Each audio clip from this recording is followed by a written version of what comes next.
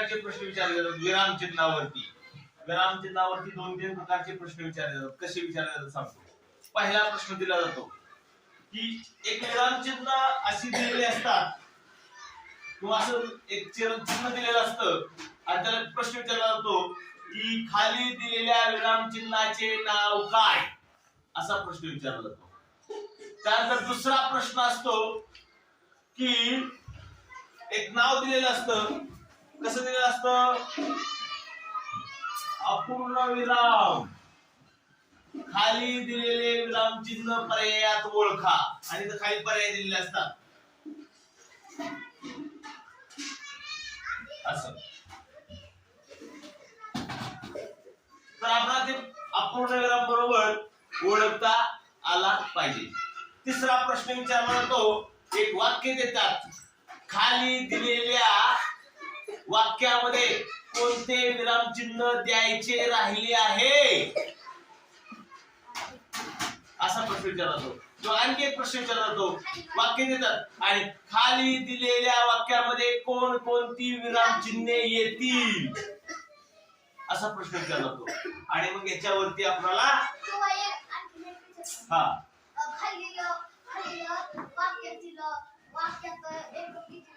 बरोबर खालील वाक्यात एकूण किती विरामचिन्हे आहेत, बरोबर असा सुद्धा प्रश्न विचारला जाऊ शकतो.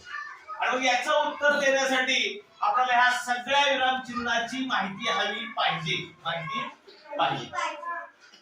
चला, पहिलं विरामचिन्ह आहे पूर्णविराम.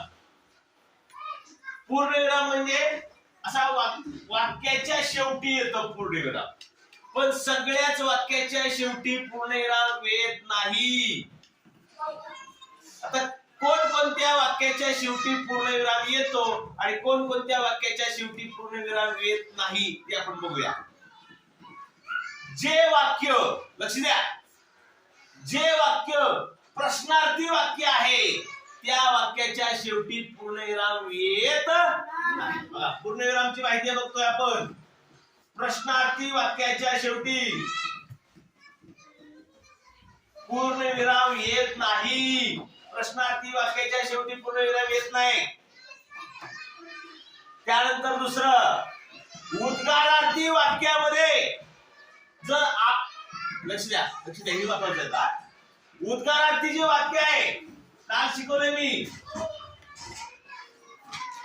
उद्गारार्थी वाक्यामध्ये जर उद्गार दिला नसेल, जर उद्गार दिला असता मग तिथं उद्गार येतो, उद्गारार्थी चिन्ह येतं आणि नंतर पुढे वाक्य येतं, किती मोठा साप, आणि मग सगळ्या शेवटी येतं पूर्णविराम. बघा, इट्स ओके, एकदम सोपं. म्हणजे उद्गारार्थी वाक्यामध्ये जर उद्गार दिला असेल तर त्या उद्गाराच्या पुढेही उद्गारवाचक चिन्ह आणि त्या वाक्याच्या शेवटी पूर्णविराम. पण जर उद्गार दिला नसेल तर मात्र हा उद्गारार्थी जी चिन्ह आहे, उद्गारवाचक चिन्ह आहे, ते डायरेक्ट शेवटी येतं, म्हणजे ते येणार नाही. ही कळलं पाहिजे. तर उद्गारार्थी वाक्यामध्ये पूर्णविराम येतो पण आणि कधी कधी नाही. कधी येतो उद्गारार्थी वाक्यामध्ये पूर्णविराम? कधी येतो जर तो उद्गारच दिला नाही. काय म्हणलं मी? काय म्हणलं माहिती चुकलं इथं.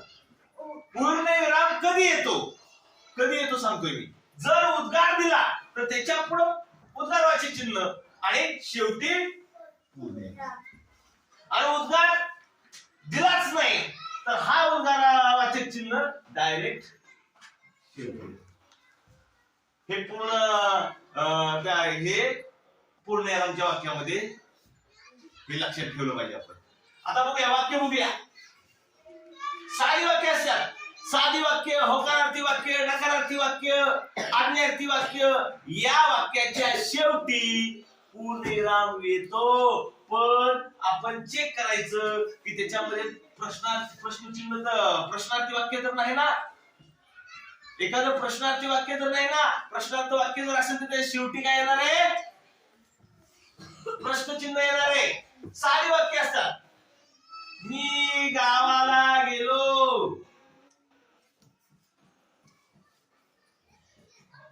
पूर्णविराम.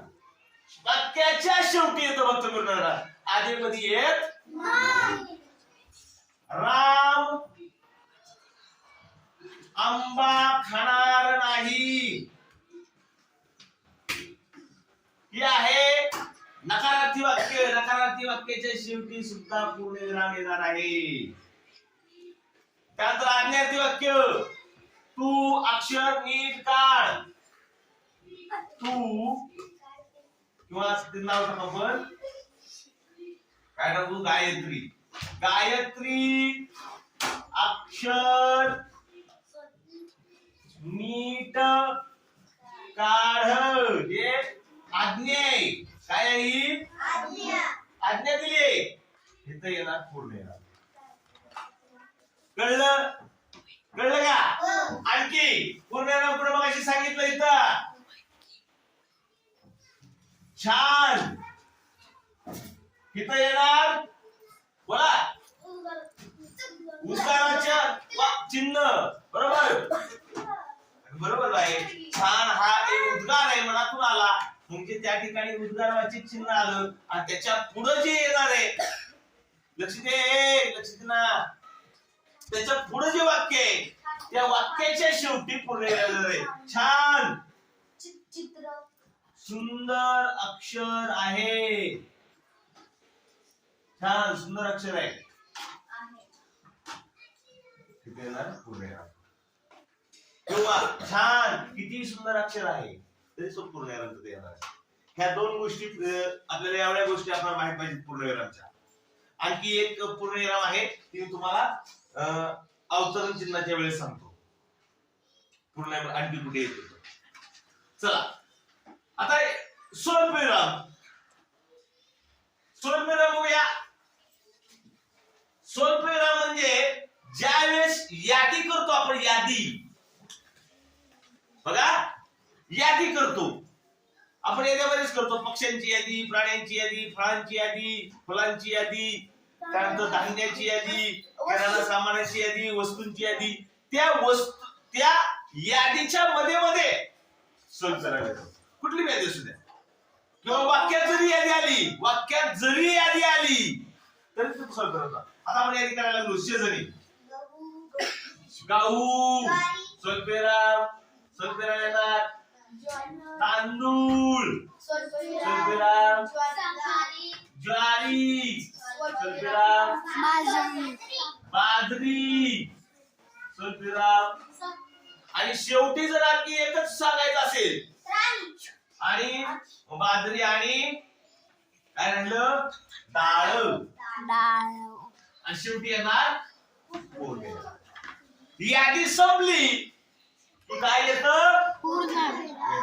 कळलं? आता याच्यामध्ये आणखी एक गोष्ट स्वल्पविराम शिकताना आपण एक गोष्ट शिकावं लागेल.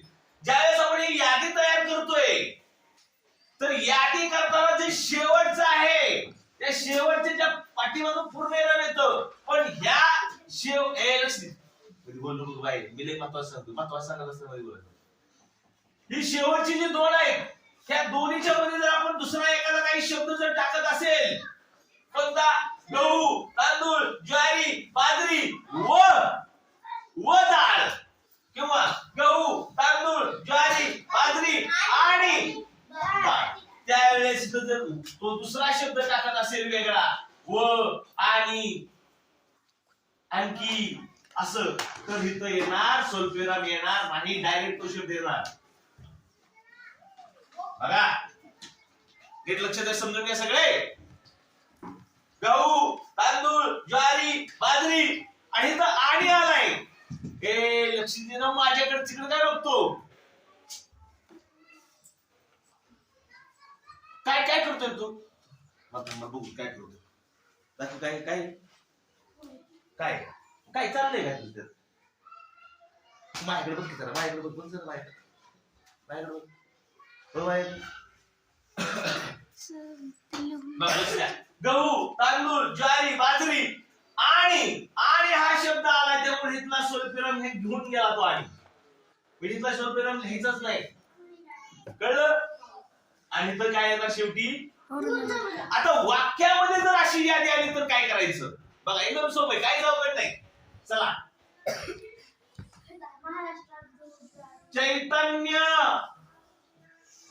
चैतन्याने बाजारातून हीच यादी घेऊन खायची. चैतन्याने बाजारातून गहू, स्वल्पविराम तांदूळ, स्वल्पविराम ज्वारी, स्वल्पविराम बाजरी. आता इथं आणि दिलाय का? आणि जर म्हणलेलं असेल तर इथला स्वल्पविराम लिहायचा नाही. आणि तिथं खाली येतो, जागा नाही म्हणून इथं लिहितो डाळ. आता इथं आपण काय केलं? पूर्णविराम दिला होता, पण इथं वाक्य कंप्लीट आहे, वाक्य पुढे आहे आणखी. विकत घेतली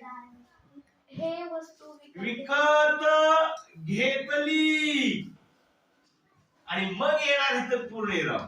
इथं पुढे काहीच नव्हतं. चैतन्याने बाजारातून गहू, तांदूळ, ज्वारी, बाजरी आणि हा खूप महत्वाचा आहे.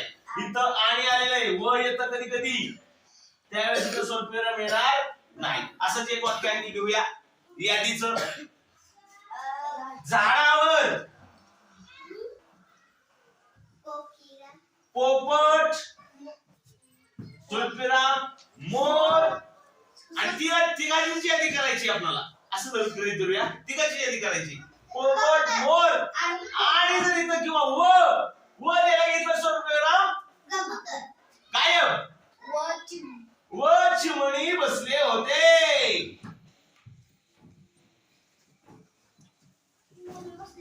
बघा मग शेवटी काय येणार इथं?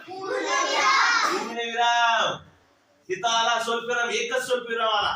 जर इथं व नसतं तर इथं स्वल्पविराम आला असता. झाडावर पोपट, मोर, चिमणी बसले होते.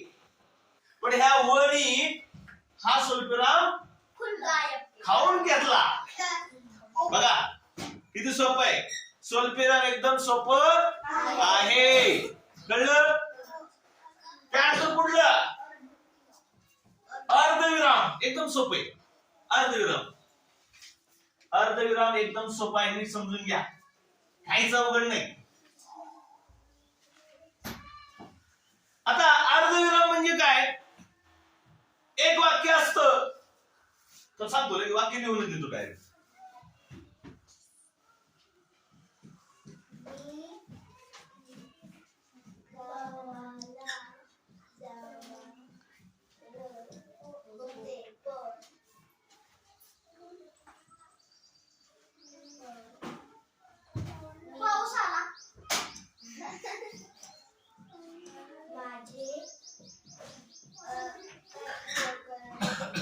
लक्ष द्या, लक्ष द्या, एकदम सोपं, लक्ष द्या. अर्धविराम बघतोय आपण. स्वल्पविरामच्या जर डोक्यावर टिंब असेल तर त्याला अर्धविराम असं म्हणतात. स्वल्पविरामच्या डोक्यावर जर टिंब असेल तर त्याला काय म्हणायचं? काय कोणाला वाटेल पूर्णविराम आणि स्वल्पविराम दोन्ही बी आहेत काय की तिथं? दोन्ही पण नाही, दोन्ही मिक्स बी नाही, त्याला सेपरेटच नाव आहे अर्धविराम. आता हे अर्धविराम याचा वापर कुठं करतात? एकदम सोपं आहे. जर दोन अर्धी अर्धी वाक्य जर तिथं आली असतील तर त्याला अर्धविराम म्हणतात. अर्धी अर्धी म्हणजे कसं? पहिल्या वाक्य आणि दुसऱ्या वाक्य, पहिल्या वाक्याचं कारण दुसरं वाक्य जर दिलेलं असेल, पहिल्या वाक्याचं कारण दुसरं वाक्य दिलेले, म्हणजे मी गावाला जाणार होते हे वाक्य, त्याचं कारण पुढे दिलंय पण माझं उरकलंच नाही. मग इथं जी पूर्णविराम येणार होता, लक्ष द्या, जर नुसतं एवढंच वाक्य असतं, मी गावाला जाणार होते, तर येणार पूर्णविराम. परंतु लक्ष द्या, हे कधीतरीच विचारलं जातं, पण आपल्याला माहित पाहिजे, कधीतरीच विचारलं जातं पण आपल्याला माहित पाहिजे. मी गावाला जाणार होते, पूर्णविराम आला असता. आणि माझे उरकले नाही तरी सुद्धा पूर्णविराम आला असता. एक सेपरेट वाक्य असतं तर. पण ही दोन्ही वाक्य जोडल्या कुठल्या शब्दाने जोडल्या? पण या शब्दाने जोडल्यात ही वाक्य. आपण म्हणतो बघा, आपण बोलतो माझा परीक्षेत पहिला नंबर आला असता परंतु मी आजारी पडले. माझा परीक्षेत प्रथम क्रमांक आला असता. प्रथम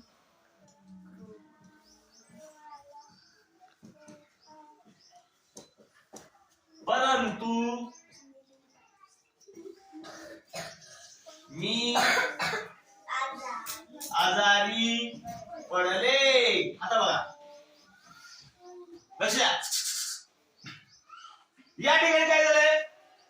माझा परीक्षेत प्रथम क्रमांक आला असता हे एक वाक्य आहे. मग जर तेवढंच वाक्य आलं असतं तर पूर्णविराम आला असता.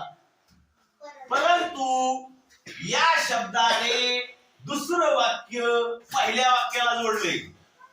माझा परीक्षेत प्रथम क्रमांक आला असता परंतु मी आजारी पडले. म्हणजे दुसरं वाक्य आहे ते पहिल्या वाक्याला जोडलंय. म्हणजे परंतु आणि अशी काही शब्द तिथं येऊन ती वाक्य जोडली जातात.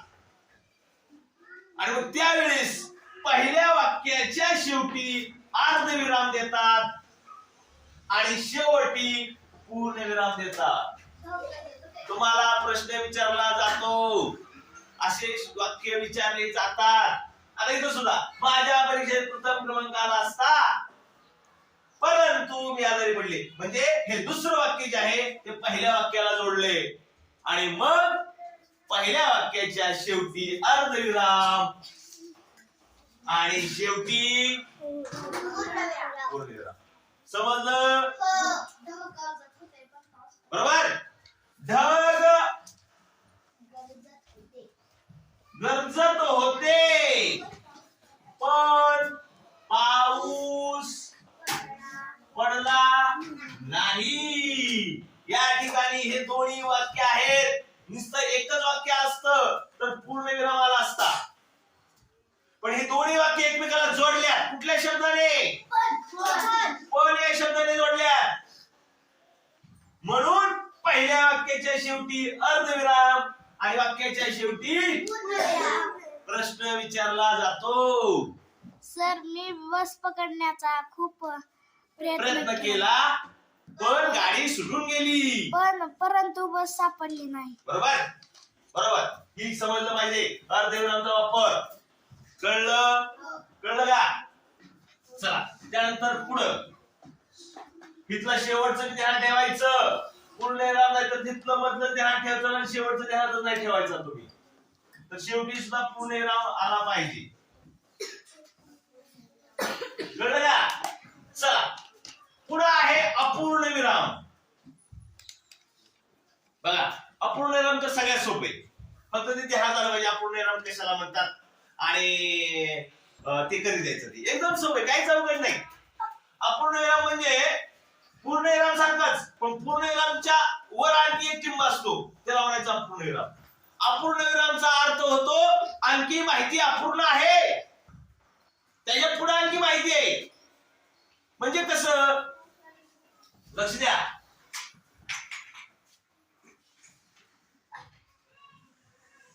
दशरथ राजाला 4 मुले होती.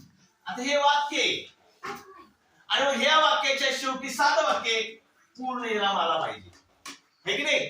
पण आपल्याला जर या दशरथ राजाला 4 मुले होती असं वाक्य सांगितलं त्याच्या पुढे आणखी आपल्याला जर त्या मुलांची नावं लिहायच्यात तर मात्र इथं अपूर्ण विराम द्यायचा. आता चारीच्या चारी मुलांची नावं लिहायची. 4 नाही 5 मुले असते होती बघा ध्यान ठेवा. कुठलं इथं कारण त्यांना 5 पांडव म्हणतो आपण. लक्ष द्या. दशरथ राजाला 5 मुले होती एवढंच वाक्य असतं तर पूर्ण विराम. पण याच्या पुढे जर आपल्याला त्या मुलांची नावं यादी लिहायची तर इथं येणार अपूर्ण विराम इथं काय येणार अर्जुन स्वल्पविराम युधिष्ठिर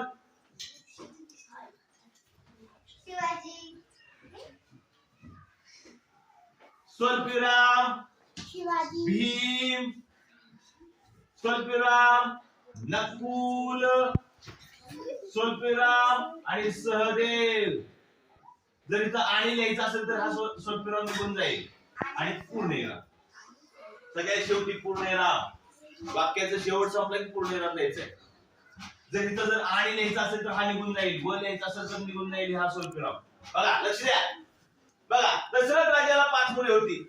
ही आपल्याला विचारत नाहीत, अपूर्ण विराम वगैरे असली इतके विचारत नाहीत. आपल्याला फक्त पूर्ण विराम, स्वल्पविराम, अर्धविराम, उदाहरणाचे चिन्ह, अवतरण चिन्ह एवढंच विचारतात. संयोग चिन्ह, प्रश्नार्थी चिन्ह विचारतात. संयोग चिन्ह त्यानंतर अपूर्ण विराम इतकं काही विचारत नाहीत. पण तरी पण आपल्याला माहित पाहिजे अपूर्ण विराम म्हणजे वाक्य अर्धच आहे, त्याच्या पुढे ही यादी जोडायची आपल्याला. मग ती यादी जोडताना तिथं म्हणजे कसं मगाची यादीच वाक्यात न देता, यादी वाक्यात न देता वाक्याच्या शेवटी द्यायला लागलो आपण, त्यावेळेस अपूर्ण विराम जोडला जातो. लक्ष द्या. मगाशी आपण यादी वाक्यात दिली होती. चैतन्याने बाजारातून गहू, तांदूळ, ज्वारी, बाजरी आणि डाळ आणली. ही यादी मध्ये आणली. या मध्ये आणल्यामुळे स्वल्पविराम आलं, तिथं आणीचा स्वल्पविराम गेला आणि वाक्याच्या शेवटी पूर्ण विराम आला. बरोबर. हा तर आपण अर्धविराम बघतोय, अर्धविराम नाही अपूर्ण विराम बघतोय. अपूर्ण विराम म्हणजे एकावर एक असे 2 टिंब असतात, त्याला अपूर्ण विराम म्हणतात. आणि अपूर्ण विराम हे कधी करतात? स्वल्पविराम. लक्ष द्या, स्वल्पविराम मध्ये जशी यादी होती तशीच यादी वाक्याच्या शेवटी जर आली तर ते हे वाक्य आणि ही यादी याच्यामध्ये अर्धविराम वापरणार आहेत. त्याच्यामध्ये काय वापरणार आहेत? सॉरी, अपूर्ण विराम वापरणार आहेत आणि वाक्याच्या शेवटी पूर्ण विराम देणार आहेत. इथं स्वल्पविराम देणार आहेत. मगाशी जसं आपण वाक्य बघितला तेच वाक्य परत एकदा देऊया. चैतन्याने बाजारातून, आणि यादी मध्ये द्यायचीच नाही, मध्ये दिलीच नाही. बाजारातून साहित्य आणले असं लिहिलं आणि शेवटी यादी लिहिली. मग इथं येणार अपूर्ण विराम. अर्धविराम नाही, अर्धविराम 2 वाक्य जोडताना असतं, पण आणि किंवा असं येतं तिथं, त्यावेळेस अर्धविराम आहे. लक्ष द्या. लक्ष द्या. तर हे अपूर्ण विराम इथे येणार आणि त्या पुढे यादी येणार. गहू, स्वल्पविराम तांदूळ, स्वल्पविराम बाजरी, स्वल्पविराम ज्वारी. आणि इथं जर आणि लिहिलं तर हा स्वल्पविराम निघून जाणार आणि काय राहिलं? डाळ. आणि मग येणार पूर्ण विराम. बघा हे आहे अपूर्ण विराम.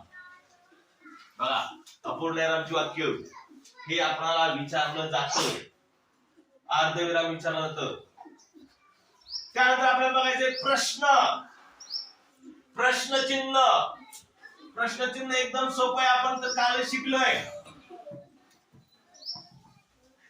प्रश्नचिन्ह जर वाक्यामध्ये प्रश्न विचारला असेल तर प्रश्नचिन्ह देतात. वाक्य सुधीर तू केव्हा गावाला जाणार आहे? हा प्रश्न विचारलाय. केव्हा जाणार आहे म्हणजे वाक्याच्या शेवटी येणार प्रश्नचिन्ह. कळलं? एकदम सोपं. कधी कधी प्रश्न विचारताना असं हो किंवा नाहीच सुद्धा प्रश्न विचारतात. उत्तर हो किंवा नाही तेवढे येतं. कस तू लग्नाला आला होता का? नुसतं उत्तर काय येते? हो किंवा नाही. आपल्याला जर आलो असतो तर आपण नुसतं हो म्हणणार, हो. आणि नसतो आलो तर नाही. मग ही प्रश्नच आहे. आला होता का प्रश्न विचारलाय, म्हणजे या ठिकाणी सुद्धा प्रश्नचिन्ह. बघा प्रश्नचिन्ह किती सोपं आहे. कधी कधी प्रश्न विचारताना मध्ये यादी टाकतात, तिथं सोपे राहणार. कसं चैतन्य तू बाजारातून गहू, स्वल्पराम तांदूळ, स्वल्पराम बाजरी आणि डाळ बर कधी आडली म्हणजे येणार प्रश्नचिन्ह. कधी प्रश्न विचारलाय, प्रश्न विचारलेला आहे, प्रश्नार्थी शब्द येतं, पण इथं यादी आली, इथं स्वल्पराम ती आपण चुकवायचं. ती यादी आली, तिथं यादी आली की इथं स्वल्पराम आला पाहिजे यादीमध्ये, आणि शेवटी इथं आणि आले तिथला स्वल्पराम निघून गेला. कळलं? एकदम सोपा प्रश्नचिन्ह, एकदम सोपा आहे. समजतंय नाही? प्रश्न विचारला की शेवटी प्रश्नचिन्ह, आणि हो नाही उत्तर असलेलं जरी प्रश्न विचारला तरी प्रश्नचिन्ह. तू लिहून आणलेस का? उत्तर फक्त काय येणार आहे? हो किंवा तिथं प्रश्नचिन्ह येणार आहे. ते समजलं पाहिजे. चला पुढचं आहे उद्गारवाची चिन्ह किंवा उद्गारवाचक चिन्ह. आता या ठिकाणी मला शिकवलंच आहे, मी काल मी शिकवलंय, मगाशी शिकवलंय. जर वाक्यामध्ये एखादा उद्गार आला असेल, उद्गार आपल्या मनातून ऑटोमॅटिक अशा भावना पडतात, आनंदाची, दुःखाची, त्यानंतर जल्लोषाची, त्यानंतर नाराजीची, घाबरण्याची, असा आपण एखादा शब्द बाहेर पडतो. काही वाईट घडलं, बघा तिने मग काढला, आता काढला बघा, काय काढला शी आ काढला तिने, ठीक नाही? असं आपोआप आपल्या मनातून बाहेर पडतो. त्या शब्दाच्या पुढं उद्गारवाचक चिन्ह देतात. लक्ष द्या, कुठलं ती, कारण शब्द दिला होता वाक्य तिथं, ची, किती, घाण, वास आहे. आता या ठिकाणी ची हा उद्गार बाहेर पडलाय आपल्या, म्हणून इथं उद्गारवाचक चिन्ह वाक्याच्या शेवटी पूर्णविराम. आणि कधी कधी उद्गार देत असं देत नाही तरी सुद्धा हे उद्गारवाचक चिन्ह असतं, उद्गारवाचकच वाक्य असतं. किती घाण वास येतोय, आपल्या मनातून बाहेर पडले अचानक, किती सुंदर आहे, किती छान आहे. त्यावेळेस तुम्हाला वाटेल हा प्रश्न आहे काय की किती आलंय, पण ते किती हा प्रश्न नाही, किती घाण वास आहे आपल्या मनातून बाहेर पडलेले, ते काय आपल्याला मोजायचं नाही. किती सुंदर चित्र आहे, म्हणजे आपल्याला मोजायचंय का ते किती सुंदर आहे ते नाही, आपल्या मनातून बाहेर पडलं ते. त्यावेळेस वाक्याच्या शेवटी उद्गारवाचक चिन्ह येणार. बघा पूर्ण येणार नाही तिथं, आणि उद्गार जर आला असेल तरी अगोदर उद्गार चिन्ह आणि नंतर शेवटी उद्गार. हे काल शिकवले आहे की नाही? तर हे उद्गारवाचक चिन्ह आपल्याला कळलं पाहिजे. एकदम सोपं उद्गारवाचक चिन्हाचं. चला त्यानंतर पुढे बघायचं आपल्याला अवतरण चिन्ह. संयोग चिन्ह आपल्याला काय बघायचं नाही, तरी सोय थोडक्यात सांगणार आहे. अवतरण चिन्ह एकदम सोपे, अवतरण चिन्ह तर सगळ्यात सोपे. बघा कसं, आणि सगळ्यात जास्त प्रश्न तर या अवतरण चिन्हावरच येतात. परीक्षेमध्ये सगळ्यात जास्त या अवतरण चिन्हाचीच वाक्य असतात. आता या अवतरण चिन्हामध्ये दोन प्रकार आहेत. याला दुहेरी अवतरण चिन्ह म्हणतात आणि याला एकेरी अवतरण चिन्ह म्हणतात. दुहेरी आणि एकेरी मध्ये काय फरक आहे? दुहेरी म्हणजे इकडल्या बाजूला 2 वेळा आणि इकडल्या बाजूला 2 वेळा, त्याला दुहेरी अवतरण चिन्ह. आणि हे दुहेरी अवतरण चिन्ह वाक्याच्या खालच्या बाजूला नसतं, वरच्या बाजूला. मी कसं सांगतो लक्ष द्या.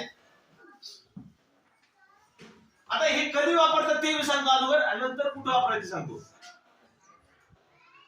कोणत्याही माणसाचं बोलणं आहे ती जसा बोलतोय तसा जर लिहून घेतलं, हाय तसंच, ती कसं बोलवलं तसं हाय असं लिहून घेतलं, तर त्याला दुहेरी अवतरण चिन्हामध्ये लिहितात.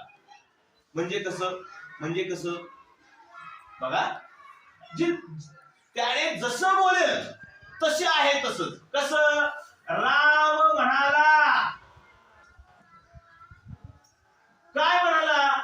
जी बोललाय ती आहे तसंच लिहून घ्यायचं. मी शाळेत येणार नाही. बघा, लक्ष द्या. काय झालं? हा ना, ते सांगतो. लक्ष द्या. हे राम म्हणालाय, मग हे जे काय म्हणालेलं आहे ना, ते आहे तसंच लिहून घेतलंय आपण. काय सो बदल केलेला नाही, थोडासा बदल केलेला नाही. मग जे बोललेलं आहे ते लिहायचं अवतरण चिन्ह, डबल अवतरण चिन्ह, त्याला दुहेरी अवतरण चिन्ह म्हणतात. इकडे म्हणजे 2 झालं, इकडे. आता एवढं झालं की संपलं का? नाही, वाक्य पूर्ण झाले, पूर्णविराम. जर इथं रामने प्रश्न विचारला असता तर प्रश्नचिन्ह द्यावं लागलं असतं. बघा, कळतंय का? आणि या ठिकाणी स्वल्पविराम येणार. स्वल्पविराम अपूर्णविराम बघूया.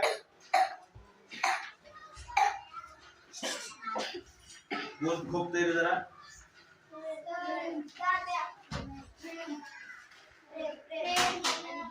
लक्ष द्या. हा, स्वल्पविराम लक्ष रे. बघा, परत एकदा सांगतो. दुहेरी अवतरण चिन्ह कधी वापरलं जातं? ज्यावेळेस, आणि याच्यावरच जास्त प्रश्न असतात.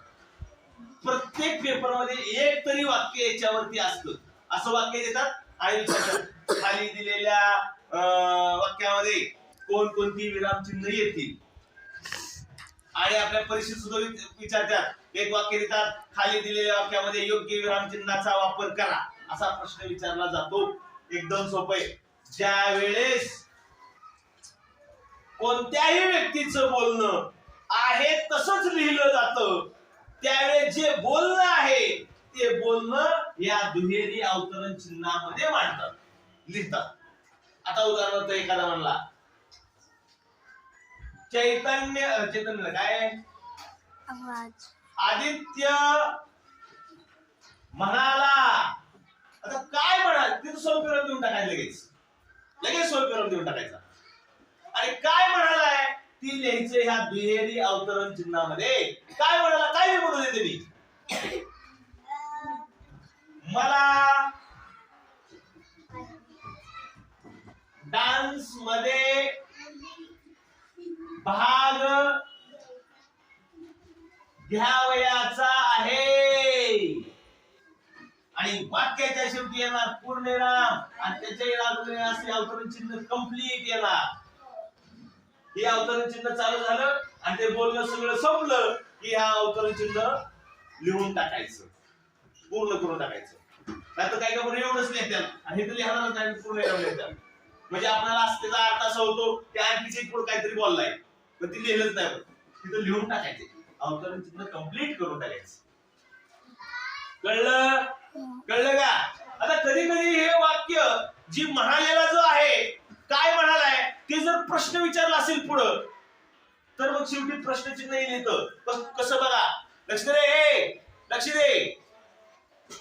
प्रेम म्हणाला, स्वल्पविराम गेला, स्वल्पविराम. आता काय म्हणाले त्या अवतरण चिन्हामध्ये येणार?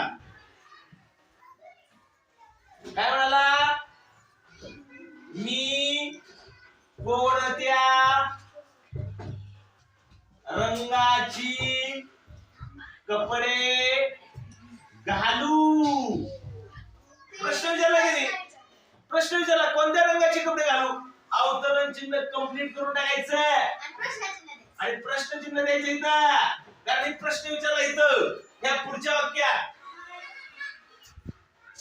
कळतंय का? आता कधी कधी या पुढचं जे वाक्य आहे त्या पुढच्या वाक्य बाळा लक्ष दे, पुढच्या वाक्यामध्ये यादी येते, यादी. त्यावेळेस स्वल्पविराम घ्यायला द्याल. आता बघा हीच हायच वाक्य बदललं होतं. प्रेम म्हणाला मी कबूतर स्वल्पविराम चिमणी स्वल्पविराम पोपट आणि जर इथं आणि लिहिलं तरी इथं स्वल्पविराम निघून जाईल. आणि मोर पाहिला. वाक्याच्या शेवटी येणार पूर्णविराम, अवतरण चिन्ह कंप्लीट. बघा किती सोपं आहे, सोपं आहे की नाही? तर याच्यावरती आपल्याला प्रश्न विचारतात, त्याचा आपल्याला माहिती पाहिजे. ह्याला म्हणायचं दुहेरी अवतरण चिन्ह. आता एकेरी अवतरण चिन्ह कसं? एकेरी अवतरण चिन्ह तर सगळ्यात सोपे. बघा एकेरी अवतरण चिन्ह तर सगळ्यात सोपं आहे. दुहेरी अवतरण चिन्ह आणि एकेरी अवतरण चिन्ह. दुहेरी अवतरण चिन्ह याला म्हणायचं दुहेरी अवतरण चिन्ह, इथं असतं वाक्य. आणि एकेरी अवतरण चिन्ह म्हणजे असं असतं एक एक असतं. त्याला एकेरी अवतरण चिन्ह मध्ये असतं वाक्य किंवा शब्द असतो. एक तर वाक्य असेल नाहीतर शब्द असेल. कसं बघा लक्ष द्या. एकेरी अवतरण चिन्ह कधी वापरतात? ज्यावेळेस एखादी गोष्ट आपण लिहिली आहे पण ती लिहिताना आपल्याला त्याला ठळक करायची. कधी कधी आपण करतो बघा, ती दुसऱ्याला पटदिशी दिसावी म्हणून आपण काय करतो? ठळक करतो, पेननीच करतो, गिरगुटा करतो त्याच्यावर. म्हणजे कसं? मी म्हणण्यापेक्षा शिवाजी महाराजांचा जन्म शिवनेरी किल्ल्यावर झाला. या ठिकाणी आलं पूर्णविराम. पण आता आपल्याला काय करायचंय की या वाक्यामध्ये जी महत्वाची गोष्ट आहे त्या महत्वाच्या गोष्टीला आपण काय करतो मुलं? अंडरलाईन करतो. महत्वाच्या शब्दाला शिवाजी महाराजांचा जन्म शिवनेरी किल्ल्यात झाला. काय काही वेळेस त्यालाच गिरवतो असं, म्हणजे असं डार्क करतो, है की नाही? काय करतो? डार्क करतो. मग ती करत बसण्यापेक्षा लक्ष द्या, तसं करत बसण्यापेक्षा ते लिहितात असं करतात, त्याला एकेरी अवतरण चिन्ह करतात. बघा एकदम सोपं. लक्ष द्या. एखाद्या वाक्यामध्ये एखादा महत्वाचा शब्द आलेला असतो आणि तो शब्द आपल्याला महत्वाचा वाटतोय, त्यावेळेस हे एकेरी अवतरण चिन्ह त्या शब्दाच्या वरच्या बाजूला असं काढलं जातं. शिकल्या बाजूने एखाद्या बाजूने. कधी कधी वाक्यच महत्वाचं असतं, अख्खीच्या अख्खं वाक्य. म्हणजे कसं?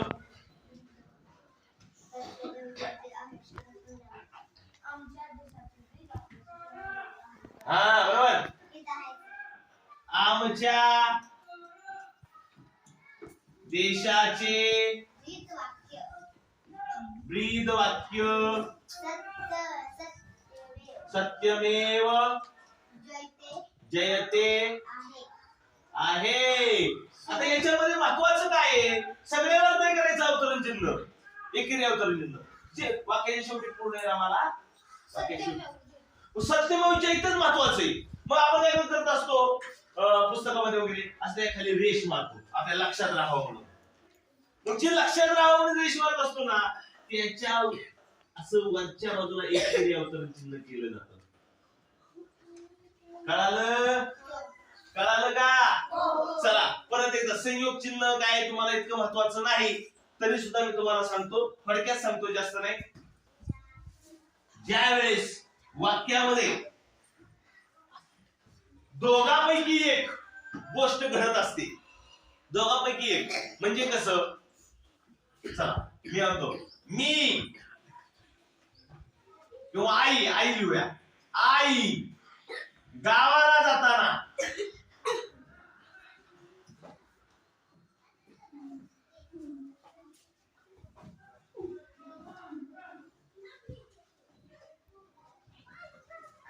गणेश,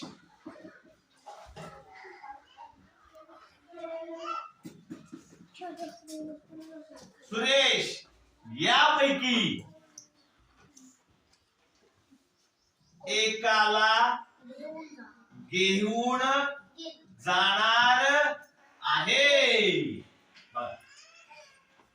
म्हणजे दोघांपैकी एक, म्हणजे ही तरी असेल नाहीतर ही तरी असेल. दोन्ही नाही, दोघांपैकी एक घ्यायचंय आपल्याला. त्यावेळेस या ठिकाणी आपल्याला संयोग चिन्ह वापरलं जातं. कळलं? हे काय तुम्हाला येतच नाही, कधीच येत नाही, पण तरी मी तुम्हाला सांगितलं संयोग चिन्ह म्हणजे काय. संयोग चिन्ह म्हणजे नुसती अशी रेषा असते दोघांच्या मध्ये. जसं असतं बघा, आपण दोन भाऊ असतील आणि त्यांच्या वडिलांची ही जमीन असेल आणि मग ह्या वडिलांची जमीन दोघांत वाटणी करायची असेल तर असं काय केला जातो, बांध घातला जातो. तसं या दोघांमध्ये असा बांध घातला जातो, म्हणजे अशी आडवी रेषा मारली जाते, त्याला म्हणायचं संयोग चिन्ह. कळलं? हे काय तुम्हाला इतकं विचारलं जात नाही. महत्वाचं आहे वरचं सगळं. बघा, महत्वाचं कोणकोणत्या गोष्टी ते परत पुन्हा करतो मी. पूर्णविराम, स्वल्पविराम, अर्धविराम, प्रश्नचिन्ह, उद्गार चिन्ह, अवतरण चिन्ह. अपूर्ण विराम सुद्धा कधीतरी विचारलं जातं, जास्त नाही. तर हे तुम्हाला माहित पाहिजे.